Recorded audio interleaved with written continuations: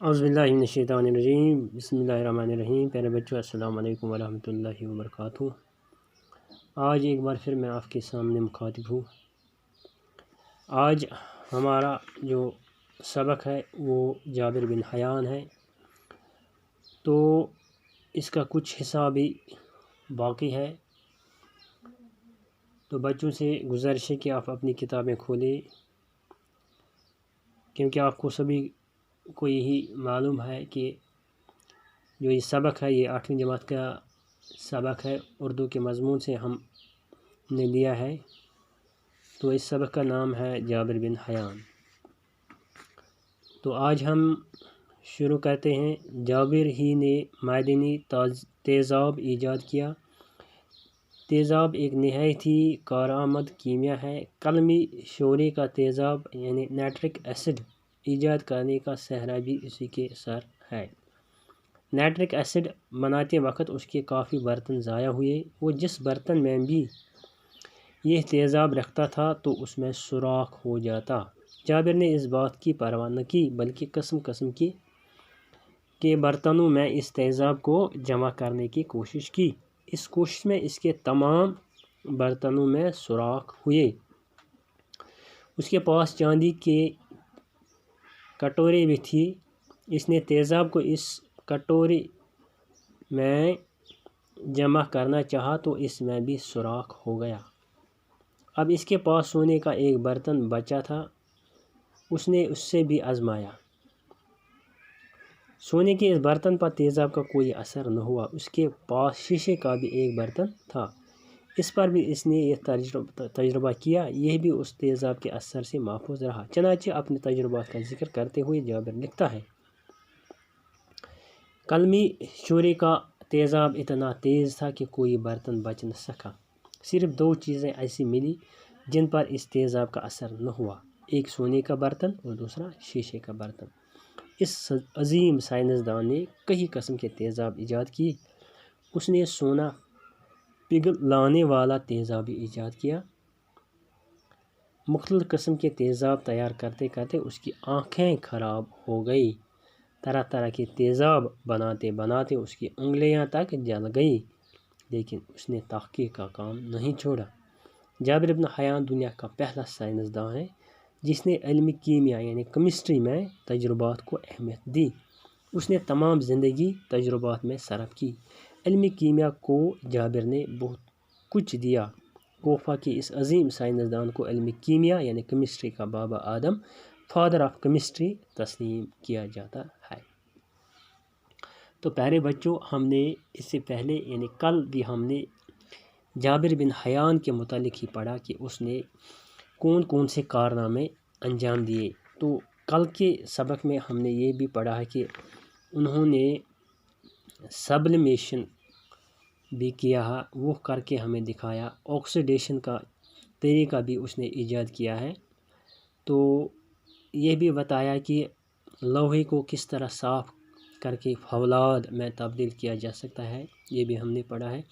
और उसने यह कारनामा अंजाम दिया है कि लोहे को कैसे जंग से बचाया जा सकता है।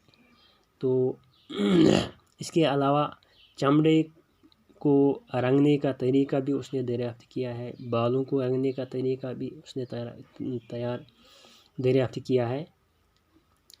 तो इसके बाद आज भी हम उसके जो फतूहात है, जो उसके कारनामे हैं, जो उनके तजुर्बात हैं, उनके मुतालिक आज हम एक बार फिर पढ़ेंगे। यानी इसमें कहा जाता है कि जाबिर बिन हयान ने मादनी तेज़ाब भी ईजाद किया है। ये एक नहायत कारआमद कीमिया है। यानी ये मादनी तेज़ाब है, इसको भी उन्होंने ईजाद किया। इसके अलावा जो ये कलमी शोरे जिसको अंग्रेज़ी में नाइट्रिक एसिड कहा जाता है, इसको भी जाबिर बिन हयान ने ही ईजाद किया है। नाइट्रिक एसिड यानी नाइट्रिक एसिड बनाते वक्त उसके बहुत सारे बर्तन भी ज़ाया हुए। यानी जिस बर्तन में भी ये नाइट्रिक एसिड रखता था तो वो बर्तन या तो टूट जाते थे या ख़राब हो जाते थे, اس میں ان برتنوں میں سوراخ ہو جاتے تھے۔ جابر نے لیکن اس بات کی بھی پرواہ نہیں کی، کیونکہ اس کی دن ہی سوار ہوئی تھی کہ وہ تجربات پر تجربہ کرتا جا رہا تھا، اور وہ اس کوشش میں لگا رہتا تھا کہ کس طریقے سے جو ان کا مقصد تھا اس مقصد میں وہ کیسے کامیاب ہو سکتا۔ تو اس لیے اس نے ان برتنوں کو آزماتے ہوئے اس کی پرواہ نہیں کی کہ چاہے ان کو کیا بھی ہو جائے، کتنے بھی ضائع ہو جائے، لیکن انہوں نے اپنی ہمت نہیں ہاری۔ تو قسم کے برتنوں میں اس نے تیزاب جمع کرنے کی کوشش کی، یعنی جن برتنوں میں انہوں نے تیزاب رکھا پھر ان میں سوراخ بھی ہوئے تو ان کو انہوں نے پھینک دیا۔ تو اس کے علاوہ اس کے پاس چاندی کی بھی کٹوری تھی، تو اس میں بھی اس نے اس کٹوری میں بھی تیزاب جمع کیا، تو پھر کیا ہوا، اس میں بھی سوراخ ہوا ہے۔ یعنی چاندی کی جو کٹوری اس کے پاس تھی اس کو بھی اس نے آزمایا لیکن اس میں بھی سوراخ ہوا۔ تو اس کے علاوہ اب اس کے پاس ایک برتن بچا ہوا تھا، تو وہ تھا سونے کا برتن۔ کیا تھا اس کے پاس؟ اب جو کچھ بچا تھا وہ سونے کا برتن۔ حالانکہ آپ کو پتہ ہے کہ چاندی کے جو برتن ہوتے ہیں وہ بھی قیمتی ہوتے ہیں، لیکن اس سے زیادہ جو قیمتی ہوتا ہے وہ سونے کا برتن ہوتا ہے۔ سونا تو بہت قیمتی چیز ہے، قیمتی دھات ہے، تو اس لیے اس نے اس قیمت کو بھی اتنا زیادہ طول بھی نہیں دیا کہ اس میں اگر میں رکھوں گا تو اگر یہ بھی ضائع ہوا تو میرا بہت زیادہ نقصان بھی ہو جائے گا، لیکن اس نے اس کی بھی پرواہ نہیں کی۔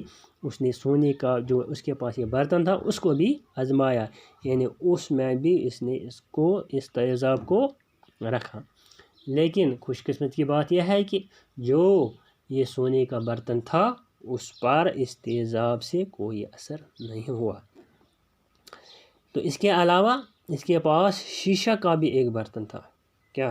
شیشے کا بھی ایک برتن تھا، اس کو بھی اس نے جابر بن حیان نے اس کو بھی آزمایا۔ تو جو یہ شیشے کا برتن اس کے پاس تھا جب اس نے اس میں بھی تیزاب محفوظ کیا رکھا تو یہ تجربہ بھی کامیاب رہا اور اس پر بھی کوئی اثر نہیں ہوا۔ اس طریقے سے جابر بن حیان لکھتا ہے کہ قلمی شعلے یعنی جو یہ نائٹرک ایسڈ جس کو ہم کہتے ہیں، یہ شعلے تیزاب اتنا تیز تھا کہ کوئی برتن بچ نہ سکا، یعنی یہ اتنا تیز تھا کہ اس سے کوئی برتن بچ نہ سکا۔ صرف ان کے پاس صرف دو چیزیں ایسی ملی جن پر اس تیزاب کا کوئی اثر نہیں ہوا، ایک سونے کا برتن اور دوسرا شیشے کا برتن۔ یعنی یہ دو جو برتن تھے اس کے پاس، تو اس میں جمع کر کے اس تیزاب کو وہ کامیاب ہوا۔ اس عظیم سائنسدان نے قسم کے تیزاب ایجاد کیے۔ کیا کیے؟ اس نے مختلف قسم کے تیزاب ایجاد کیے۔ اس میں سے جو سونا پگھلانے والا تیزاب ایجاد کیا ہے، یعنی جو سونا ہوتا ہے جب اس کو پگھلاتے ہیں تو پھر اس کے طرح طرح کے نقش نگاری کرتے ہیں، تو وہ تیزاب بھی اس نے ایجاد کیا، یعنی مختلف قسم کے ڈیزائن پھر بنا دیتے ہیں اس سونے کو، تو وہ تیزاب بھی اس نے ایجاد کیا ہے۔ حالانکہ یہ تیزاب استعمال تیار کرتے اس کی آنکھیں بھی خراب ہو گئی، یعنی اس کی آنکھیں بھی خراب ہوگی، لیکن اس نے اپنے آنکھوں کی بھی پرواہ نہیں کی، وہ یہ تجربات کرتا رہا۔ ساتھ ساتھ جو ان کی انگلیاں بھی ان کی جل گئی، یعنی یہ تجربات کرتے ایک تو اس کی آنکھیں خراب ہوئی تو دوسری طرف اس کی انگلیاں بھی جل گئی، لیکن اس نے ہمت نہیں ہاری، لیکن اس نے وہ یہ کام نہیں چھوڑا، اس نے اپنے تجربات میں کمی نہیں لائی بلکہ وہ تجربات کرتا رہا۔ اب جب یہ پتہ چلا کہ یہ کارنامے انہوں نے انجام دیے ہیں تو جابر بن حیان دنیا کا پہلا سائنسدان ہے جس نے علم کیمیا یعنی کیمسٹری میں بہت سارے تجربات کیے اور ان تجربات کو انہوں نے اہمیت بخشی، تو اپنی زندگی انہی تجربات میں انہوں نے صرف کی۔ تو اس طریقے سے جو اس نے یہ علم کیمیا حاصل کیا تو کوفی کے اس عظیم سائنسدان کو آج بھی کیمسٹری کا بابا آدم یعنی فادر آف کیمسٹری تسلیم کیا جاتا ہے۔ تو اس طریقے سے ان کے تجربات سے ہی ان کو یہ فائدہ ملا ہے اور ان کو یہ نام ملا ہے۔ اتنا کارکردگی دکھا کر اتنے تجربات اور اپنی آنکھوں کی پرواہ نہ کی اور اپنی جان کی بھی پرواہ نہ کی، تو پھر ہی انسان جب بھی انسان اتنی محنت، مشقت اور ہمت اور حوصلہ جب ہو تو تبھی انسان اس عظیم مقصد کو پہنچ جاتا ہے، تبھی وہ دوسروں کو کوئی فائدہ پہنچا سکتا ہے اور تبھی وہ کوئی نام دنیا میں کما سکتا ہے، جس طریقے سے اس عظیم شخصیت نے دنیا میں اپنا نام کمایا ہے۔ تو باقی آپ بھی خوش رہیے، باقی السلام علیکم۔